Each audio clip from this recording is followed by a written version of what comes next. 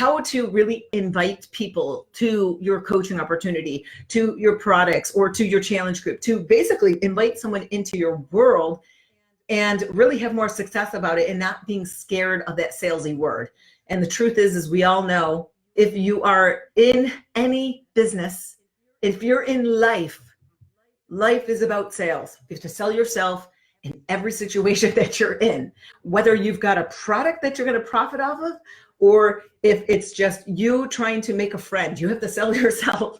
So realistically, sales is not a scary thing. It's just how you attach emotional connections to it. So I wrote down some things here, some of the problems, and these may be ones that you identify with, and some you may not. But the problem with why it's a challenge to make a sale or to have your team grow or to invite people, if you're trepidatious about it, that these are some of the main reasons why. And they may be underlying that you don't realize, oof, yeah, that is me. One is that you don't want to come across too salesy. Another is that you have a fear of rejection, fear of judgment, fear of making money. That sounds funny, but I need to pause on that, because for myself, I grew up really poor. My new school clothes for the year came from the attic in the church for the church donation. I had to go there and scour. So when I was going to make money coming from having no money, you sometimes have a challenge asking people for money because you feel bad to profit from having them buy something because you came from nothing. So that could be something that is underlying. A lack of appreciation and value for your time and worth. I think this one's a heavy one, that your time is valuable. You have a lot of resources available to you. Every long email message that you type out and answer is your time. And so when those people constantly email you asking for, hey, can you write up a meal plan for me? Hey, can you give me this? Hey, can you give me that? That is all your time. Time is one of the most desired commodities. People want more control of their time, but they're busying themselves too much. So you have to have an appreciation for your time and learn how to set rules and foundations of limits of what you're willing to give of yourself as well. That you haven't earned the right to be a success, to make sales, to build a team. And some people may think, well, because I'm just a coach, I haven't built an emerald yet, or I haven't really made any big sales yet. You haven't earned the right yet. You have every right, and you don't have to have the knowledge. You don't have to have the experience. You don't have to have the fitness background. That's the greatest part about this. As a coach, you just need to be the guide and the motivator. Majority of coaches that stand on the sideline of any sporting team, many of them haven't even ever played that sport. They just know it a lot. And so they help people develop themselves in that sport. That's the same thing of what we're doing here. You don't want to lose a possible customer. So sometimes you're so scared to ask them for that final selection because you don't want to risk them saying no and lose that customer. And fear of making a mistake.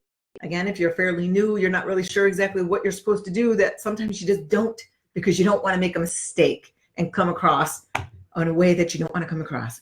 And also doubt in what you're offering. I think this one is one that really stands strong, that if by chance you're not feeling so behind what you offer, then it's not the right fit for you. Yep, I'm going to tell you all, if you don't believe in the majority of what this company offers and supports, then it's not the right fit, because there's plenty of other MLMs, network marketing, home businesses, entrepreneur, solopreneur, whatever you want to do. There's a lot out there. And that's why if I look at, okay, if I wasn't doing this company, what other one out there would I connect with? And I have a hard time with it, because I look at this company who highlights kind of the parts of my life that I've been focused on in helping other people, that I know it's not a quick fix, that I know it has to come to health and nutrition and your workouts, but also your mindset and the belief in yourself and how you treat other people. There's so many puzzle pieces to what we offer that I can't see that and find that in another company. I can't find it just by selling one product in another company. But this might be something you have to think about for yourself. If you don't truly stand behind what we're offering, it's never going to happen. It never will. So that's why I put this as the next thing, a decision. here's where I want to invite you and give you permission to give yourself that permission to redefine what your goals are for being a coach. Because you may have signed up thinking, yes, I'm going to sign up as a coach and I'm going to make this big rank and I'm going to start to make 6 figures in about 2 years. Well, it may not happen. And that might be where you need to reevaluate and redesign what your goals are.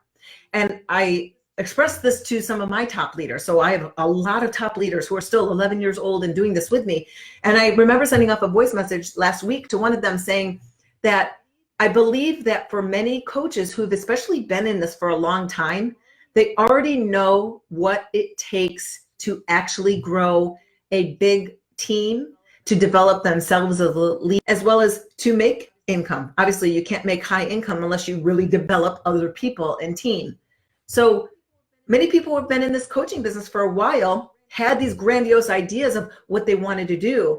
But now if they've been in it for a while, years, it's okay to redefine what you want, because making an extra $50,000 a year is great. That's great. You may have thought when you were in the beginning, you're going to make 6, 7 figures, but it might have changed and it may be okay. So I feel like we need to release the pressure, especially coming from the company. This is one point I stand strongly against with the company, is the constant push for shiny things and the constant push to achieve these massive, insane numbers of Success Club like the top 10 is doing, when you all don't know what's really going on behind the curtain. It's not a lifestyle that if I see like what you have to do to actually achieve that, I personally don't want that. I want more control and freedom of my time, but good for them if they want that. But we can't be fooled, because the company edifies that as success in the company. Success is determined by you. So don't feel like you're a failure if you've not achieved a certain rank, or if you're not achieving X, Y, and Z. Just redefine, what do you want out of this? This is better than not being a coach, because I think about the people who've quit. The people who've quit being a coach. This is what I think about with them. Well, now they're just going about their day like they did before, day to day, just going to their job, coming home, making dinner, going to their job, coming home, making it. They're not in the forward mindset to improve their mind. They're not in the forward mindset to have conversations and make someone else feel good for the day. They removed the obligation of coaching, that it's now just gone back to their hamster wheel life. So that's why I look at coaching as no risk, because there's no obligation to grow to certain success, but it's a constant breadcrumb and accountability for you. It's like a nag, like a little tick. And it sounds horrible, but it's not. But coaching really is that thing on your shoulder that is constantly kind of guilting you to do better, be better, and help more people. Why is that bad? I don't look at that as bad at all. All right. So the other thing I want to say is that people are going to buy what they want when they want it, no matter if they say they don't have the funds or not. But if you lead with the money, that's what they will always say. I don't have that. But most of the time, someone will say no to something is because the need hasn't been defined. And one thing that you might want to consider, depending on if you do this or not, but if someone contacts you, say they send you a message and they say, hey, yeah, I'd like to join your Facebook group, your challenge group.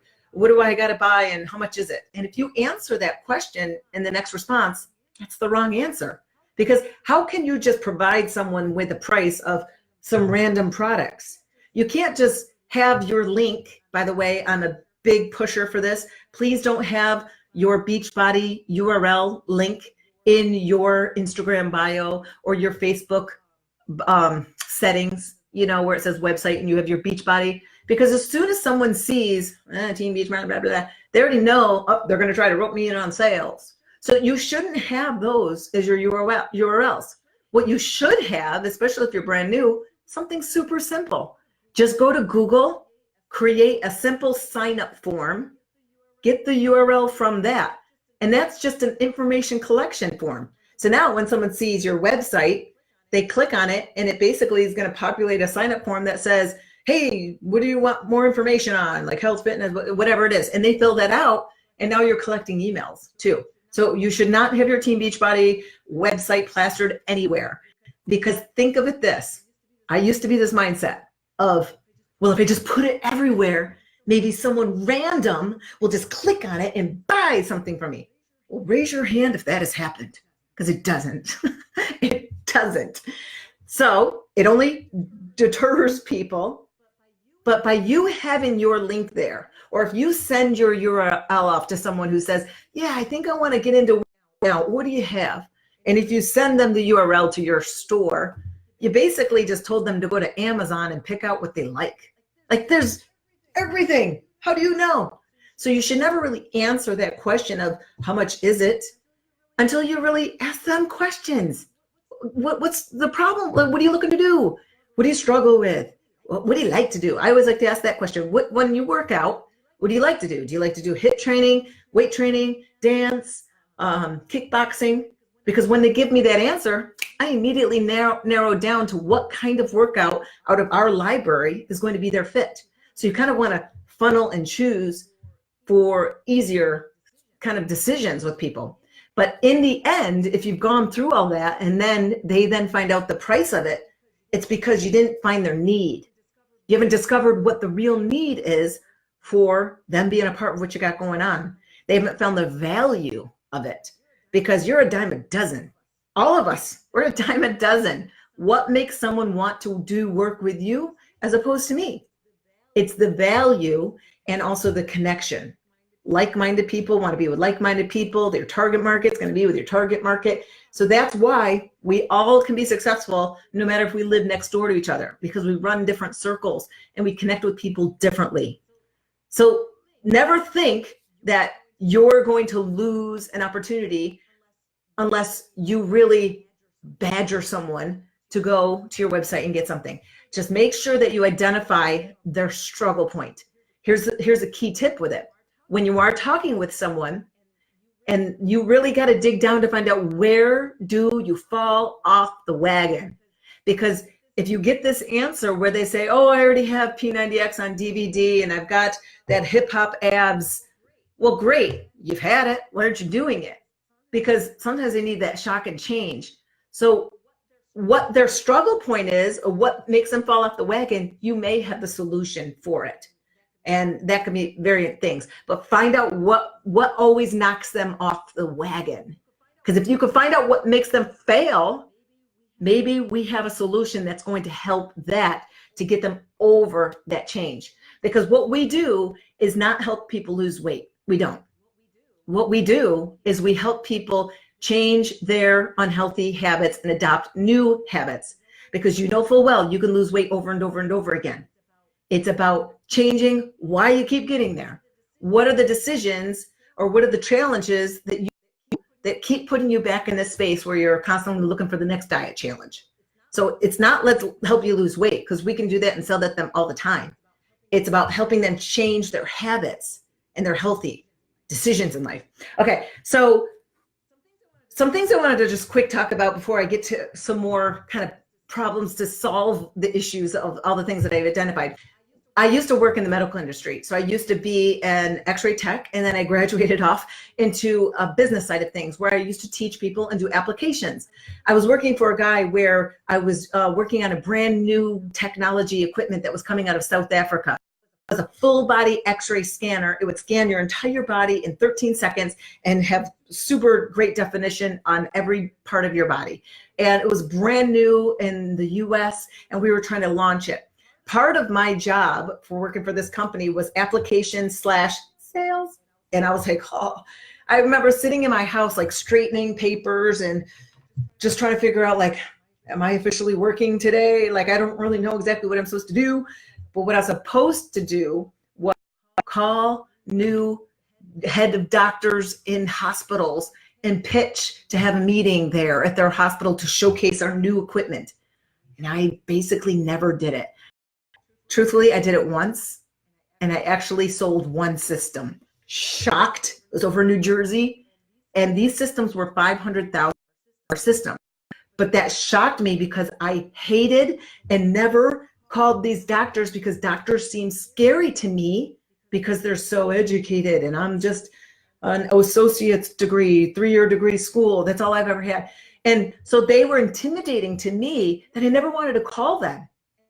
And I finally followed through, and someone gave me an open door, and I owned it so much that we sold that system.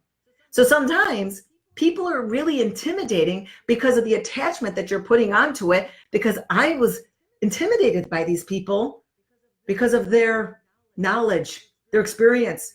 They're men, sometimes old men in white coats. Like, that was scary, you know, and here I am, this 20-something blonde curly haired girl. Like, that was total opposite and freaky to me.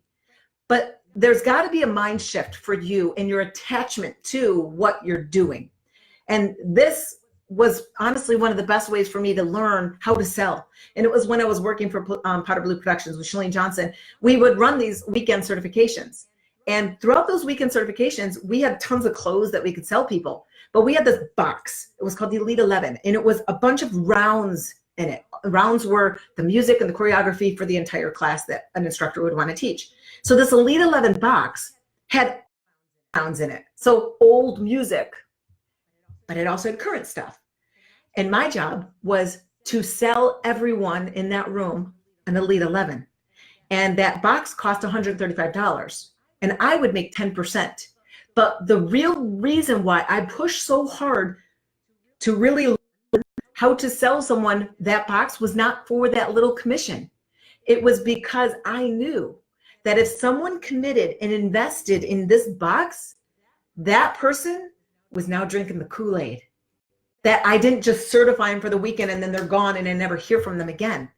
It was, I know of a thread connection, and I know that they're going to be working to teach Turbo Kick, because that's what I wanted. I wanted people to get certified and actually go teach it. And if they had the materials, I knew that they would be supported and that they would be invested to actually follow through to do it. It's that mind shift that I'm not selling them just product. I am selling them kind of the transformation in life of becoming an instructor. Because if they didn't buy it, the majority of the people who didn't buy it did not teach. They basically just wasted their weekend day getting certified to teach something. And that was money they had to spend anyway, too. So it's your mind shift of value of what you are selling. So let me move into that as we wrap this up, the problem solved. So here's a bunch of things to do. First, the more you do it, the easier it's going to get. So yes, you may be nervous about it, but with everything usually sucks. Remember, the first one's the worst one. That's the way I always say it. The first time you talk to someone, it's going to be the worst time. You just have to get over it and keep doing it, and it's going to get easier. The next thing is put some emotion into it. Now, what that means is just like my Elite 11 story. The emotion, I was so joyful when I certified someone and I had that stamp of I certified you. Like, that's legit how it used to be back in the days of Powder Blue Productions. No one ever forgot who their presenter was because we made such a deep connection with those people. And when I had someone get that over a tank top or a pair of shorts, that was more important to me than any sales of clothes I could make, because clothes are clothes. That was an emotional connection.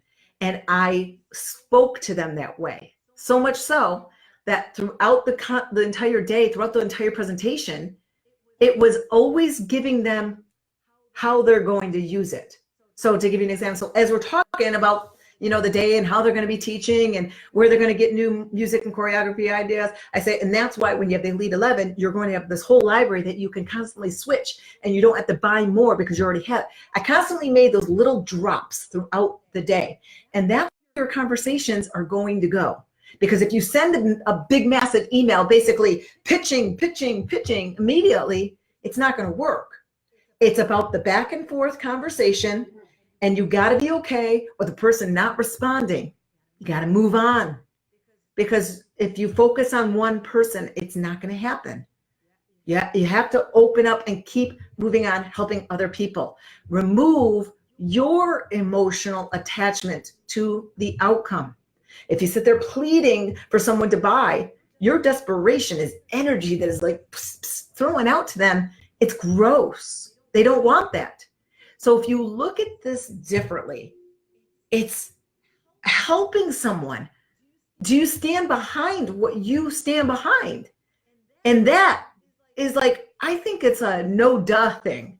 And it's horrible probably for me to think of this, but when someone says no, in my mind, I'm like, they have no idea what they're thinking. Like, I think that because they have no idea what is possible to change in their life by introducing this. And so many times people who say no is because they want to do it on their own. I want to make my own workouts. Well, you go do that and you'll figure out quickly how hard it is and how kind of the rarest few people ever actually follow through with that, because it's so hard. There's so many things to it. But if they only realized that coaching is actually a vehicle to do that, their own thing, but also help a wider mass of people that probably wouldn't have liked their workout if they created it anyway. You have to open up what we have and take the emotion out of people not wanting to do it with you. Just release it. I teach this little technique of when you're talking to people, just kind of shrug your shoulders like this. Because when you're like, I don't know, you might want to do this. This is what I did. Susie did that and she had great results. Like if you do this, kind of like gets away from this. It releases the stress. It's more of like a whatever, do it if you want. Do it if you want. All right. No, maybe, or yes. Don't be scared of no. Yes, I know you are. Everyone always is. It sucks. But you know what? You at least have an answer, right? Do you have like a list of people where you're like, they're on the fence still. I don't know where they stand. If they ever say no, at least now I can remove them out of my headspace and open it up to talk to other person. So it's okay to have those answers. And most of the time people who say no, it's because they just want to sit back and stalk you for a little bit. That was me. I mean, I said no to the first person and I never saw her really have great success with it. And then it wasn't until I joined with the recommendation is where I really saw what this could be, that it wasn't selling supplements to my classes. I actually sold them a bunch of those Turbo Jam gloves because I was pregnant. So I couldn't eat the bars or drink the shakes or have any of the Activit because that's all we had at the time. So how did I get my 50 PBs? I sold those Turbo Jam sandbaggy gloves all the time. All I did was wear them to class and people asked me. So don't sell what you don't believe in. I get this question a lot because I'm very honest, if you haven't already figured it out, and I'm very blunt and honest because I really want people to have faster, greater success. I'm on your side and I deliver things more in a bullet point. But this is a big question. And when I say this, honestly, I get messages all the time. People think that as a coach, you have to do the workouts from start to finish and pick one and do one, pick one and do one, pick one and do one. And I constantly tell people that I jump around. I don't really ever follow a program. I'm not really connected to the Meltdown 100. I did it for 3 weeks and I'm like, I'm now doing 6 weeks of the work. But don't have to fake that you are drinking the shake every day. If you're not, if you have it a couple times a week, let people know the reasons why. But there's always someone else that has a story different than yours. So you might not like a certain workout. So that doesn't mean that you need to bash it. Oh no, you don't want that workout. The instructor's annoying. Because I don't connect with Autumn Calabrese at all. I can't. But I sell that program because it's the right fit for the person of where they are in the journey. So I don't do it. And I'm honest, I know it. And I have a lot of people that I've done a couple of the workouts to always get an idea about it. But what you have to understand is you're not going to love everything that we sell. You're not. Think of any company out there that all the employees love everything that they offer. It's not out there. You have to look at the big picture. Again, what do we offer free and support with the majority of it? And as I said, there's a lot, yes. And there's a lot of workouts that I would never do because it just doesn't jive with me. But I'm not going to bash it because it's right for someone. And that's something that a lot of people get with Shakeology. A lot of people say, well, I can't drink Shakeology. And they say they can't have it for that reason, whatever. So that doesn't mean that no one that they ever talk to shouldn't, because that might be the one thing that that person can do to change their habits every day that's going to make a difference. Because telling someone to overhaul their meal plan, to overhaul and start working out hard and be sore every day is really challenging to do if that's not what they're normally used to. So sometimes just one small change is going to make that domino effect happen. Stories always sell. So again, you may not have the personal experience with it, but your stories will always sell. Today I talked about my nails because I realized I've been filing my nails a lot lately. And then it just dawned on me today. Oh, I've been taking collagen in my pre-workout every day since Summit. So for 2.5 months so far, I have been collagen about 4 times, 5 times a week, every time I work out. And then I just realized, oh, my nails are not breaking as much. I'm constantly filing them down. It's working. And I put that post up saying, I'm usually not one that feels the change. Like I don't feel Shakeology in my body. And the only thing with the pre-workout I feel is the tingle effect, but I don't feel like I'm like a rah when I'm working out. Like I don't feel the effects. I used to take hydroxycut, if you remember that, and go to sleep. Like I never felt it. But this was the first thing I was like, wait a minute, this is different. I'm noticing it. Tell a story, and that's always going to create conversation. And if you always now remember, if you've listened to a lot of training, you don't need to say the name of the product. If you said the name of the product, no one ever has to ask you what the product is. Always use the generic term of what it is. My shake I'm drinking. It need to be my healthiest shake of the day. It doesn't need to be my superfood shake, because white noise, been there, done that. People already know that. So start just being more generic in what you're doing. And that's where you're going to create a lot more conversation and people asking you. When you are talking about things, avoid talking about the features of it and more of the benefits. So again, rather than holding up this collagen bottle and being like, yes, this collagen says it's going to help your skin and your nails and it's going to put magical crystals in your body. Like rather than saying all of that, it's more of, wow, my nails aren't breaking as much. They're growing a lot quicker. That's a benefit. All right. Here's another one. Adopt an anti-selling mindset. It's a switch in your brain, but you have to detach yourself from the sale. And if you are having conversations with someone, just switch in your brain that you're not pushing sales for them. You're basically going to constantly keep teasing and asking them questions, constantly tapping back into their struggle point so that they feel that need that they will do whatever you say. And that's why I said, people will find a way to get what they want. That's why people will spend $100 or $200 on a pair of jeans, because if they want it, they'll get it. That's why the iPhone's out and it's super expensive. People will find a way to get it if they want it. Sometimes to be cool, or sometimes it's because of a need. But that's what you think about. Don't make the judgment for someone on if they can afford it. Leave that. Never make that decision, because that is not your decision, first of all, to make. That's a judgment. Never judge. Everybody, here's where we're at. I'd love for you to be a part of this. Be a detective. I'm almost done. Be a detective. So here's a little tips to think about. So when people are telling you what they want, guess what? A lot of the times what they think they want is not what they need. But we have to go in telling them kind of what they want, but leading them down the path of really what they need. And the easiest way to explain that is a lot of people want to lose 10 pounds or 20 pounds. So they need the perfect workout or they need the perfect meal plan. Well, sure, you can sell them that, but the real transformation is not the perfect workout or the perfect meal plan. It's when you provide them that for them, you then can reveal realistically what they need. And you can do this in the pre-sale. So when you're having conversations with people, let them know how you're going to help their need, their want, what they want, to lose 20 pounds.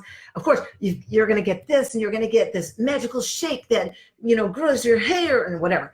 You're going to tell them all the amazing stuff that's going to happen. And then you also can kind of sell it solid at the end by giving them all the positive other support that they didn't even know was included.